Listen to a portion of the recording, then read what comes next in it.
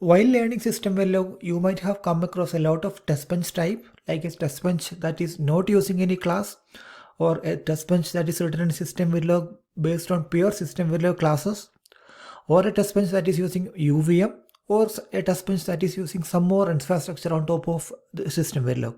In this short video, you will be learning about the different types of test benches that is used to verify an RTL design.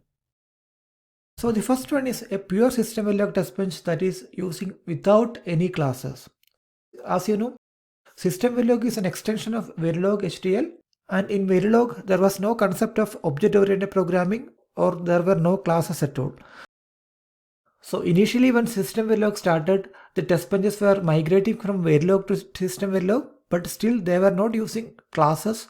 They were standalone system Verilog test benches without using any classes, or that is looking something similar to a Verilog test bench.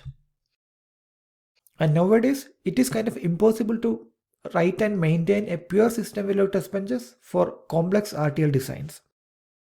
The next category is again pure system Verilog test bench that is using classes in it. So here the test bench will use classes in system Verilog, and in general there will be driver and generator classes to inject stimulus and kind of monitor classes to monitor the interfaces. And nowadays, again for a complex test bench, it is not a practical solution to write pure system Verilog test benches, because as and when the design complexity increases, it will be really difficult to maintain this pure class-based system Verilog test benches, and therefore they are rarely used in the industry. So the question comes, what is used nowadays in the industry? So it is UVM based test bench. UVM or Universal Verification Methodology is a set of classes written in system Verilog, and it defines a well-defined methodology to write and maintain test bench. By using UVM, there are many advantages. First one is a lot of code is already written in the UVM classes and you don't need to write and maintain them again. And second one is, so it is using a well-defined methodology, and it will be easy for different people to work on the same project if it is following a well-defined methodology. And finally, UVM is adding a lot of features to reuse the test bench across different hierarchies and also across different projects.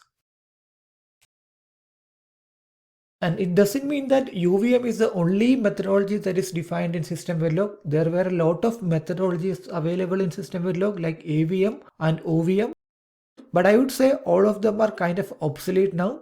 Only UVM is used in the industry mostly. And in some companies who are migrating from previous test benches to OVM, maybe still they will maintain the test bench. But in general, we can say UVM is the winner here.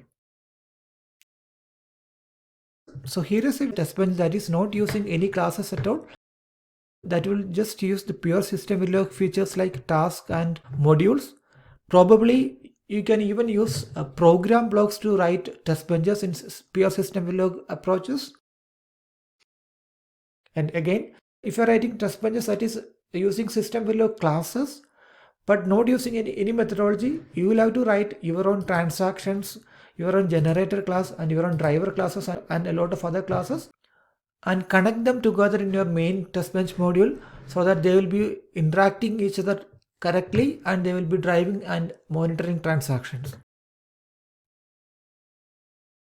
But if you are using UVM in your test bench, you can extend all these classes from the UVM classes, and you just need to fill in few functions in the classes. And again, you need to learn the methodology, and you have to write all of your classes by extending all the UVM classes.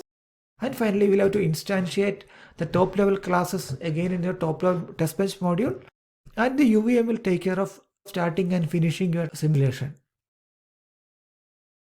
So here is a link to video that is explaining how the same test bench can be modeled in pure system Verilog without classes, in pure system Verilog with classes, and in UVM methodology.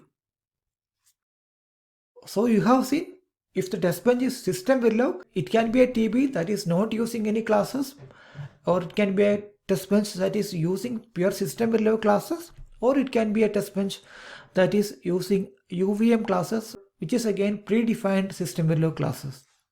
Now, a UVM based test bench will be a good solution for most of the test benches, most of unit level test benches, But when it comes to the case of a complex test bench like a top level test bench or system level test bench, it will be again difficult to maintain all of your functionality in system Verilog language alone. There, you could add few more functionalities to this test bench in other programming languages like Python, Scala, C, C++, etc. And there comes the fourth category of test benches, which is again a UVM based test benches, and on top of that you will add few more functionalities in a higher level programming languages. So in that case, the high level programming language TB or the TB part will be communicating to your UVM TB in some way, either by using DPI calls or by using some schema program like JSON or XML. So in this approach, again, the driving and monitoring part of test bench will be written in UVM, and in general, the stimulus generation, configuration and other part of automation could be written in other programming languages, C++, Python, Ruby, Scala or any other programming language.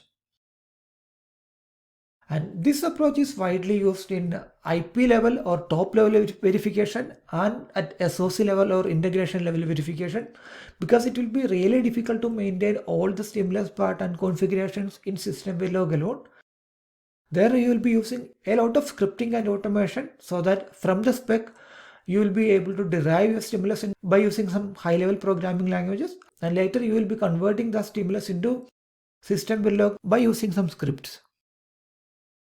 So this is the case of all the simulation based test benches, and as I said, in the industry nowadays UVM based TB is commonly used, and again for complex TBs there could be external components written in other programming languages on top of this UVM based test bench. And finally, as you know, the verification can be done by using simulation or by using formal techniques. So that is the final category of test bench, which is a formal test bench. So here the test bench will not be using any system Verilog components. It will be using a formal tool.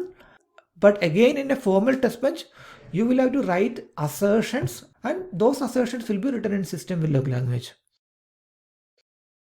But be aware that you cannot use this formal verification approach in all cases. This approach can be used only to verify some specific subset of complex DUT. In case of a complex test bench, it could be like only say 5 to 10% of your DUT functionality could be verified by using formal test bench.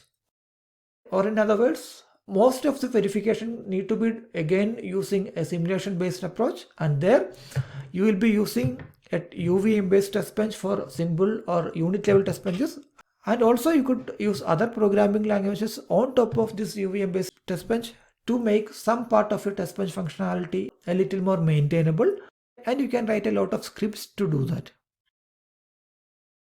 So that's the end of the video. If you like, please subscribe us and visit our website at systemvelogacademy.com. Thank you for watching.